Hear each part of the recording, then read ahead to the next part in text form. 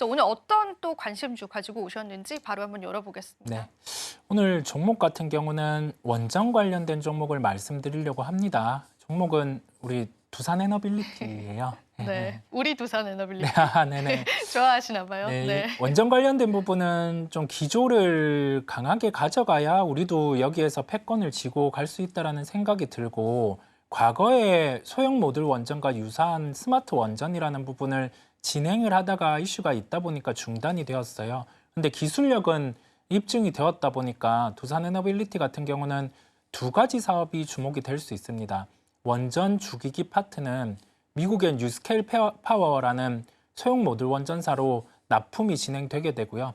뉴스케일 파워 같은 경우는 데이터 센터 쪽에 소형 모듈 원전 같은 경우를 이제 계속 납품하는 구조로 나타날 겁니다. 그러면 자연스럽게 두산에너빌리티의 주기기 매출도 늘어나게 되는 구조가 되겠죠.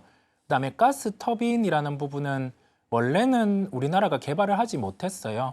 대부분 해외 지멘스란 기업 같은 경우가 수주를 받아서 진행을 하는 구조였는데 지멘스 같은 경우에 뭐 단가 부분, 그다음에 여기에 대해서 우리 방산 같은 경우가 우리나라 쪽으로 대체가 된 것처럼 가성비 측면에서도 두산에너빌리티가 가스터빈 부분에서 올라왔다 보니까 이제 수주에 대한 가능성이 높습니다. 그래서 최근에 주가가 또 강한 면이 있고요.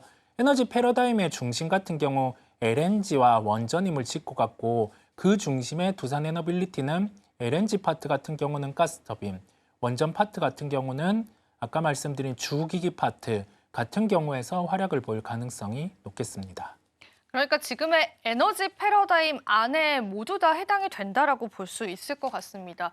원전 같은 경우에는 뉴스케일 파워에 또 납품을 한다라는 그러한 가능성들이 있고요. 거기에다가 LNG 쪽으로는 가스터빈에 관한 납품 이야기들도 해줬는데 이 가스터빈에 관해서 조금 더 자세히 들어보고 싶어요. 실제로 어떻게 또 활용이 되는 분야일까요?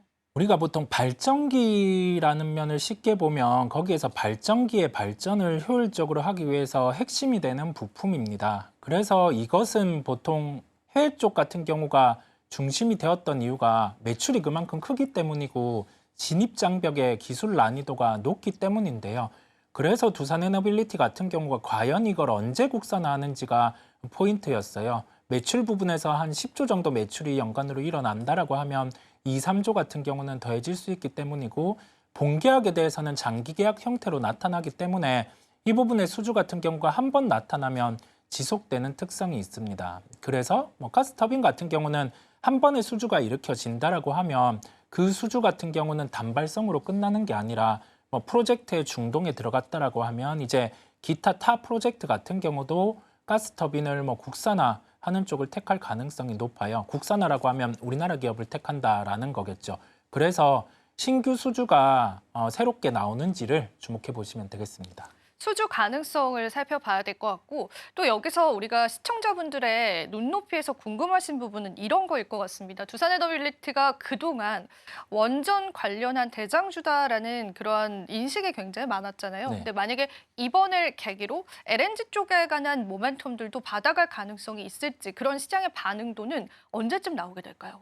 아마 그 중동의 프로젝트 진행 부분을 놓고 보면 그렇게 늦게 발표는 안 될 것으로 보입니다. 1분기에서 2분기 정도 사이 그 정도로 기대를 해보시면 되겠고요. 수주 같은 부분은 중동 프로젝트, 기타 프로젝트를 놓고 봤을 때는 연속성은 존재를 해요. 그래서 한 번 수주 나왔다고 해서 시장에서 세론 형태가 나타나기보다는 지속적으로 이 모멘텀은 부각될 수 있기 때문에 한번 1분기에서 2분기 사이에는 기대를 해보셔도 된다라는 말씀 드립니다. 생각보다 굉장히 빠른 속도로 LNG 관련한 모멘텀들을 받아갈 수 있다는 게 또 오늘 이야기의 포인트가 될 것 같습니다. 자, 그렇다면은 역시나 서두에서도 말씀을 해주셨지만 가격적인 반영도가 너무 빠르게 나타난 건 아닌지 그 부분에 따른 투자의 전략들 잡는 게 상당히 어려울 것 같습니다. 투자자분들에게도 구체적인 전략들을 한번 잡아주실 수 있을까요, 이사님? 보통 최근에 가격 상승 같은 경우가 가파르기는 했어요. 그를 놓고 움직인 상황이다 보니까 24,700원 이 정도까지도 지금 거래가 네. 되고 있는데 주가의 기울기는 가파르기는 한데 추세 같은 경우를 깨지 않고 올라가고 있는 상황이고요. 가격대 같은 경우가 시장의 우려로 조정이 나왔을 때보다 반대로 긍정의 요소가 있을 때 강도 같은 경우가 더 강한 면을 알 수가 있어요.